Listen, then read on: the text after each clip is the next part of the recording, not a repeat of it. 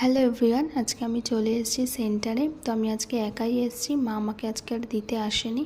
আর ভাবলাম সেন্টার থেকেই ভ্লগটা শুরু করি, বাড়ি থেকে আজকে আর কোনো ভ্লগ শুরু করিনি। তো এসে আমি আগে সন্ধেটা দিয়ে দিচ্ছি। সন্ধেটা দেওয়ার পর কম্পিউটার আর ল্যাপটপগুলো অন করে দিলাম।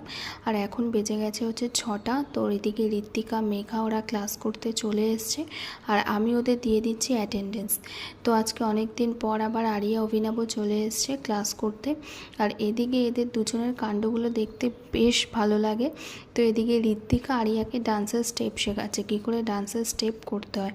তো ওদিকে অভিনব, মেঘা ওরা প্র্যাকটিস করছে আর বড়রাও ক্লাস করতে চলে এসছে। ওরা ওদিকে ক্লাস করছে, আমি একটু ভিডিও করে নিলাম।